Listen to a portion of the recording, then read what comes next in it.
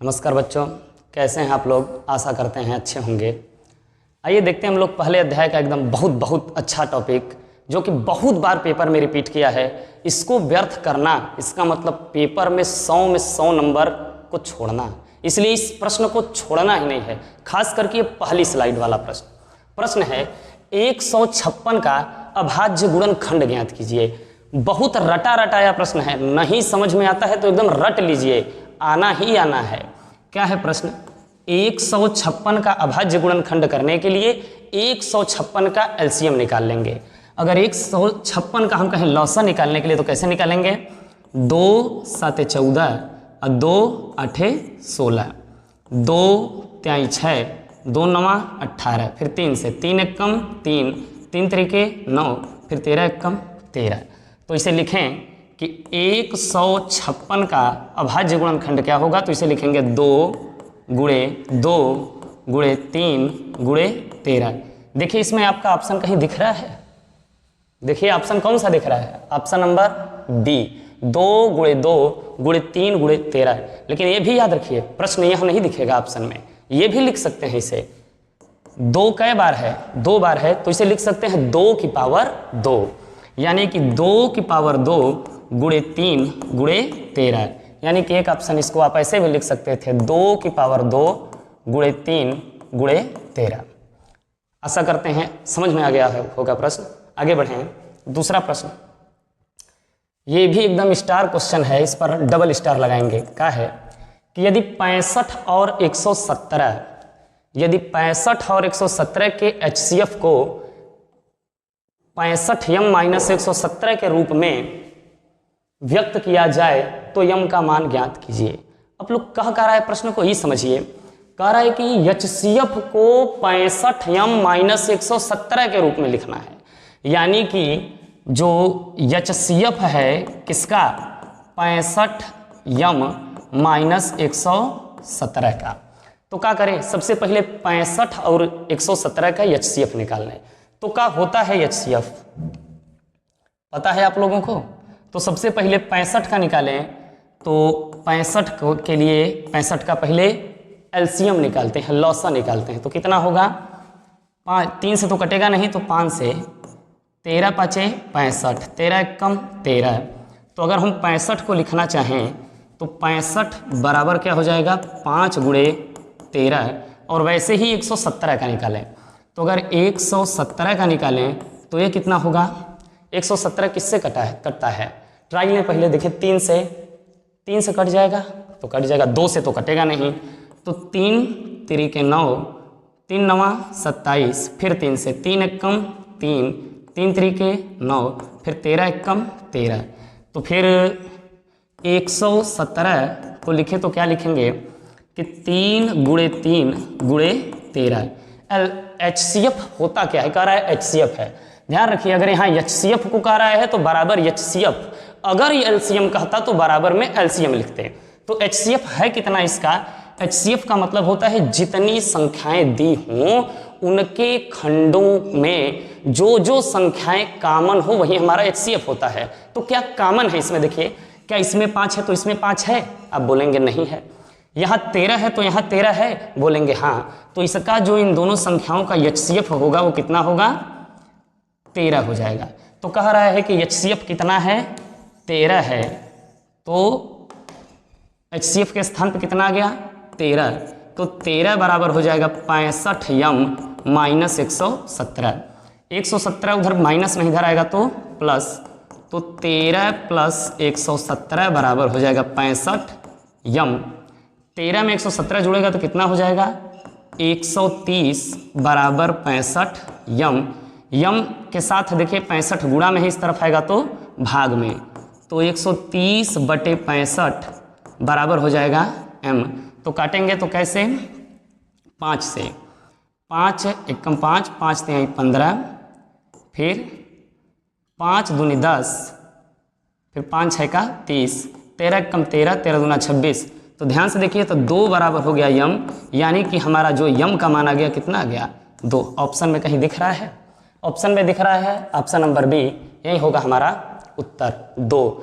एकदम प्रश्न को समझ लीजिए। अगर HCF देता है तब तो उसके बराबर HCF को रखना है, लेकिन अगर एलसीएम देता है तो उन दोनों, उस स्थिति में दोनों का एलसीएम के बराबर रखना है। आगे अगला क्वेश्चन देखें। अगला क्वेश्चन है कि यदि P और Q दो धनात्मक पूर्णांक इस प्रकार हैं कि P बराबर है AB स्क्वायर, P बराबर है AB स्क्वायर और Q बराबर है A क्यूब B, जबकि कुछ कारण दे दिया A और B एक अभाज्य संख्याएं हैं, अभाज्य संख्याएं हैं, जानते होंगे तो ठीक है, नहीं तो हम आगे वही चलकर बताते हैं कुछ देर में क्या होती है। तो सबसे पहले P क्या दिया है, P बराबर दिया है हमारा AB स्क्वायर और Q बराबर क्या दिया है A क्यूब B। प्रश्न पूछ क्या रहा है, दो धनात्मक पूर्णांक इस प्रकार हैं कि P बराबर AB स्क्वायर और Q बराबर A क्यूब B, जबकि A B अभाज्य संख्या है, तब इन दोनों संख्याओं का क्या निकालना है, एलसीएम निकालना है। क्या निकालना है, एलसीएम। एक बार में समझ में आ जाएगा। एलसीएम है क्या, जितनी संख्याएं दी गई हों, जितनी संख्याएं दी गई हों उनमें से प्रत्येक संख्या की सबसे उच्च घातों का गुणनफल, क्या बोले हैं, उच्च घातों का जो गुणनफल होता है वही हमारा एलसीएम होता है।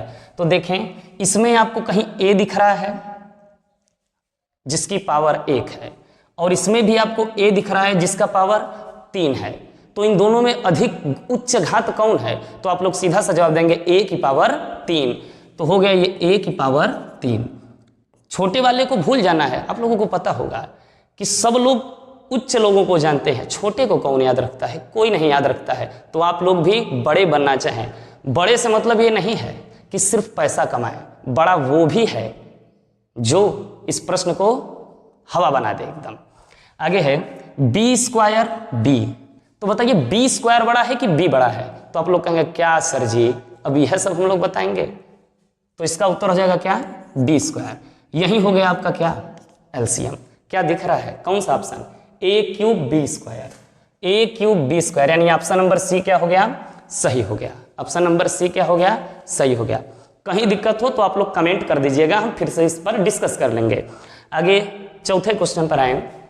कह रहा है यदि A बराबर 2 की पावर 2 गुणे 3 की पावर 3 गुणे 5 की पावर 4 और B बराबर 2 की पावर 3 3 की पावर 2 गुणे 5, तब HCF निकालना है A B का।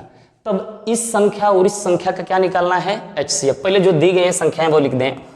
A बराबर दी है 2 की पावर 2 गुणे 3 की पावर 3 गुणे 5 की पावर 4 और B बराबर क्या दिया गया है, B बराबर है 2 की पावर 3 गुणे 3 की पावर 2 गुणे 5।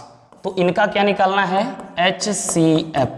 क्या होता है HCF, दो जितनी संख्याएं दी गई हों ऊपर या नीचे, उनके जो हम लोग अभाज्य गुणनखंड करते हैं उनमें से सबसे छोटी घातों का गुणनफल, किसकी, छोटी घातों का गुणनफल। अगर बड़ी घातों का गुणनफल कहे तो एलसीएम, और छोटी घातों का गुणनफल कहे तब HCF। तो इसमें सबसे छोटी घात क्या है, 2 दिख रहा है, 2 की पावर 2, यहाँ 2 की पावर 3। तो 2 की पावर 2 बड़ा कि 2 की पावर 3, जो बड़ा है उसे छोड़ देना है, छोटा कौन है, 2 की पावर 2। तो यहाँ गया 2 की पावर 2 गुणे 3 की पावर 3 और 3 की पावर 2 है, इसमें तो कौन छोटा है, 3 की पावर 2 गुणे 5 की पावर ये कुछ नहीं है, तो सबका साथी 1 होगा करता है। तो ये 5 की पावर 1 है, ये 5 की पावर 4, तो दोनों में छोटा कौन है, 5 की पावर 1 यानी 5। इसी को हल कर दें तो 2 की पावर 2 का मतलब 2 दूना 4, अगुणे 3 की पावर 2 का मतलब 9, अब 5 है तो 5, गुणा कर दे इसका। तो 5 में 4 का गुणा होगा तो 5 चौके 20 गुणे 9, अब 20 में जब 9 का गुणा होगा तो आ जाएगा 180। ऑप्शन नंबर कौन सा सही है, कौन सा ऑप्शन है बच्चों बताओ। ऐसे प्रश्नों को छोड़ना ही नहीं है, ऐसे प्रश्नों को छोड़ना मतलब पढ़ाई से मजाक करना, जो कि हम लोग करेंगे नहीं। 100 में 100 अंक लाने हम लोगों को गणित में, कम से कम 100 नंबर और ज़्यादा से ज़्यादा भी 100 नंबर लाना है। अगला क्वेश्चन क्या है, देखिए 5वां क्वेश्चन क्या कर रहा है, दिया गया है लॉसा। क्या दिया गया है, लॉसा यानी एलसीएम। लॉसा का मतलब होता है LCM, क्या है 132 और 288 का एलसीएम दिया गया है 3168। तो मौसा कौन सी मौसा, मौसा का मतलब होता है HCF, मौसा का मतलब HCF का 132 288 है, मतलब एलसीएम दिया है तो HCF निकालना है। इसके लिए सूत्र को एकदम रट लीजिए। सूत्र क्या है कि दो संख्याओं का गुणनफल, दो संख्याओं का गुणनफल बराबर होता है एलसीएम गुणे HCF। दो संख्याओं का गुणनफल क्या होता है बच्चों, फिर से बताइए। दो संख्याओं का गुणनफल होता है एलसीएम गुणे HCF। क्या होता है, एलसीएम गुणे HCF। दो संख्याओं का गुणनफल क्या होता है बच्चों, एलसीएम गुणे HCF। देखिए ये भी गड़बड़ हो जा रहा है, समय पर कोई नहीं साथ देता, इस बात का ध्यान दीजिए, लेकिन हमको सबको साथ लेकर चलना है और पेपर में 100 अंक लाना है। दो संख्याओं का गुणनफल बराबर एलसीएम गुणे HCF। अब कहेंगे सर ये दो संख्याओं क्या है, अगर ये फार्मूला 3 संख्या हो जाए तब? नहीं नहीं, 3 संख्याओं पर यह नियम काम नहीं करता। कब करेगा, जब संख्याएं 2 हों। तो देखिए इसमें दो संख्याएं क्या है, पहली संख्या क्या है 132 और दूसरी संख्या क्या है 288। तो दोनों संख्याओं का क्या कर दें, गुणा कर दें, यानी कि 132 गुणे 288 बराबर एलसीएम। एलसीएम दिया है हमको, कह तो रहा है कि दिया गया है लॉस इतना, तो लॉस एलसीएम कितना दिया गया है 3168 गुणे HCF। HCF हमें नहीं पता है, HCF ही निकालना है, तो यहाँ क्या रख देंगे HCF। अब इधर ये संख्या क्या है, गुणा में इधर आएगी तो भाग में 132 गुणे 288 बटे 3168 बराबर क्या हो जाएगा HCF। अब इसे काटेंगे, काटते हैं। इसे देखिए कैसे काटे हैं, काटने के देखिए अपने अपने तरीके होते हैं, जो जिससे काट ले। पहले तो ये देखिए संख्या 2 से भी कट रही है, हमको लग रहा है 9 से भी कटे, तो देखते हैं 2 से ट्राई लें। तो 2 एकम 2, 2 पाँचे 10, 2 आठे 16 और 2 चौके 8। फिर इसे देखें 2 एकम 2, 2 चौके 8, 2 चौके 8, तो कितना आ गया हमारा आगे, इसके आगे इधर लिखते हैं।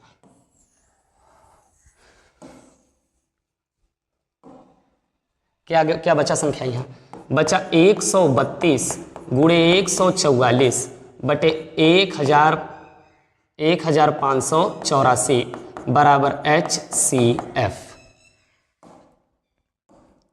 आगे हल करें तो क्या आता है, इसको हल करें तो कैसे करेंगे, काटे फिर 2 से देख रहे हैं कट रहा है, तो 2 साते 14 और 2 नवा 18 और 2 दूना 4। इसे 2 साते 14, 2 दूना 4। फिर देखिए ध्यान से, तो फिर 2 से कट रहा है, तो 2 से कटेगा तो 2 त्याई 6, 2 नवा 18 और 2 छके 12, तो 2 त्याई 6 और 2 छके 12। फिर देखिए फिर 2 से कट रहा है, तो इसके आगे यहाँ लिखते हैं 132 गुणे 36 बटे 396 बराबर HCF। अब इसे काटे तो किससे काटें, फिर 2 से, 2 एकम 2, 2 एकम 2, 2 नवा 18 और 2 आठे 16, 2 एकम 2, 2 आठे 16। फिर 2 से, 2 नवा 18, 2 नवा 18, फिर 2 नवा 18। देखिए ध्यान से, तो ये 9 से कट रहा है पूरा का पूरा संख्या, तो 9 एकम 9, 9 11 99, तो कितना आ गया 132 बटे 11 बराबर HCF। तो 11 से काटेंगे तो कई बार में कटेगा, 11 एकम 11, बचा कितना 2, तो 11 दूना 22, तो हमारा जो HCF है वो आ गया 12। कहीं ऑप्शन में दिख रहा है बच्चों? अगर ऑप्शन में दिख रहा है तो ये हो जाएगा हमारा उत्तर डी 12।